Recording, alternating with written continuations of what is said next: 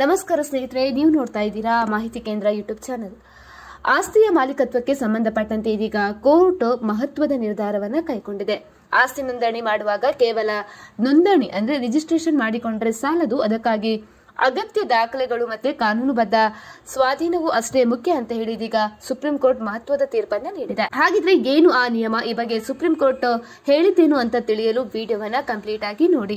ಅದೇ ರೀತಿ ಈ ಮಾಹಿತಿ ಇಷ್ಟ ಆದಲ್ಲಿ ಈ ವಿಡಿಯೋಗೊಂದು ಲೈಕ್ ಮಾಡಿ, ಅದೇ ರೀತಿ ನಮ್ಮ ಪೇಜ್ ಅನ್ನ ಫೇಸ್ಬುಕ್ ಹಾಗೂ ಇನ್ಸ್ಟಾಗ್ರಾಮ್ ನಲ್ಲಿ ಫಾಲೋ ಮಾಡಿ. ಆಸ್ತಿ ನೋಂದಣಿ ಕೇವಲ ಒಂದು ಪುರಾವೆ ಮಾತ್ರ, ಅದು ತನ್ನಿಂದ ತಾನೇ ಮಾಲೀಕತ್ವವನ್ನ ದೃಢಪಡಿಸುವುದಿಲ್ಲ. ಇನ್ನು ಆಸ್ತಿಯ ಮೇಲಿನ ನಿಜವಾದ ಹಕ್ಕನ್ನ ನಿರ್ಧರಿಸಲು ಕಾನೂನುಬದ್ಧವಾಗಿ ದಾಖಲೆಗಳು ಮತ್ತೆ ಅಧಿಕಾರಿಯುತ ಸ್ವಾಧೀನ ಅಗತ್ಯ ಅಂತ ಹೇಳಿ ಇದೀಗ ಕೋರ್ಟ್ ಒತ್ತಿ ಹೇಳಿರುವಂತದ್ದು.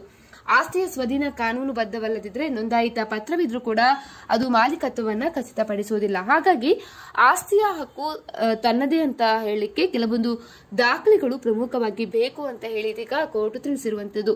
ಆಸ್ತಿ ವಹಿವಾಟುಗಳಲ್ಲಿ ಪಾರದರ್ಶಕ ಮತ್ತೆ ಸುರಕ್ಷತೆಯನ್ನ ಖಚಿತಪಡಿಸಿಕೊಳ್ಳಲು ಇದೀಗ ಈ ದಾಖಲೆಗಳು ಹೊಂದಿರಬೇಕು ಅಂತ ಹೇಳಿ ಕೋರ್ಟ್ ತಿಳಿಸಿದೆ. ಹಾಗಿದ್ರೆ ಯಾವುದೆಲ್ಲ ದಾಖಲೆಗಳು? ಮೊದಲನೇದಾಗಿ ಮಾರಾಟ ಪತ್ರ, ಸೇಲ್ ಡಿಡ್ ಅಂತ ಹೇಳಿ ಕರಿತೇವೆ.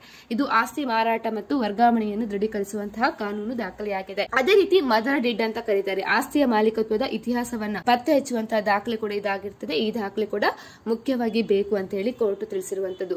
ಅದೇ ರೀತಿ ಸೇಲ್ ಅಂಡ್ ಪರ್ಚೇಸ್ ಅಗ್ರಿಮೆಂಟ್, ಮಾರಾಟದ ನಿಯಮಗಳು ಅದೇ ರೀತಿ ಷರತ್ತುಗಳನ್ನ ವಿವರಿಸುವಂತಹ ಈ ಒಪ್ಪಂದ ಪತ್ರ ಕೂಡ ಬೇಕು. ಅದೇ ರೀತಿ ಕಟ್ಟಡ ಅನುಮೋದನೆ ಯೋಜನೆ ಅಂದ್ರೆ ಬಿಲ್ಡಿಂಗ್ ಅಪ್ರೂವಲ್ ಪ್ಲಾನ್, ಸ್ಥಳೀಯ ಸಂಸ್ಥೆಗಳಿಂದ ಪಡೆದ ಕಟ್ಟಡ ನಿರ್ಮಾಣ ಅನುಮತಿಗಳು. ಇನ್ನು ಸ್ವಾಧೀನ ಪತ್ರ, ಆಸ್ತಿಯನ್ನ ಸ್ವಾಧೀನಪಡಿಸಿಕೊಂಡಂತಹ ದಿನಾಂಕವನ್ನು ಇದು ದೃಢೀಕರಿಸುತ್ತೆ.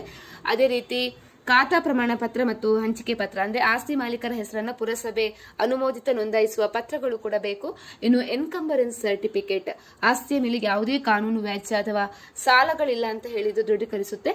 ಇನ್ನು ನಿರಕ್ಷೇಪಣಾ ಪ್ರಮಾಣ ಪತ್ರ ಎನ್ಒಸಿ ಅಂದ್ರೆ ವಿವಿಧ ಇಲಾಖೆಗಳಿಂದ ಪಡೆದ ಅನುಮತಿಗಳು ಕೂಡ. ಈ ಎಲ್ಲ ದಾಖಲೆಗಳು ಕೂಡ ಅಗತ್ಯವಾಗಿ ಇದ್ರೆ ಮಾತ್ರ ಈ ಆಸ್ತಿ ನಿಮ್ಮದಾಗ್ತದೆ ಅಂತ ಹೇಳಿ ಇದೀಗ ಕೋರ್ಟ್ ಹೇಳಿರುವಂತದ್ದು. ಸ್ನೇಹಿತರೆ, ನಾವು ಮಾಡಿರುವಂತಹ ವಿಡಿಯೋ ನಿಮಗೆ ಇಷ್ಟ ಆದಲ್ಲಿ ಕೂಡಲೇ ಮಾಹಿತಿ ಕೇಂದ್ರ ಯೂಟ್ಯೂಬ್ ಚಾನಲ್ ಅನ್ನು ಸಬ್ಸ್ಕ್ರೈಬ್ ಮಾಡ್ಕೊಳ್ಳಿ. ಅದೇ ರೀತಿ ಈ ಮಾಹಿತಿ ಇಷ್ಟ ಆದಲ್ಲಿ ವಿಡಿಯೋಗೊಂದು ಲೈಕ್ ಕೂಡ ಕೊಡಿ. ಎನಿ ಡೌಟ್ ಇದ್ರೂ ಕೂಡ ಕಮೆಂಟ್ ಮಾಡಿ, ಇದಕ್ಕೆ ನಾವು ರಿಪ್ಲೈ ಕೂಡ ಕೊಡ್ತೇವೆ.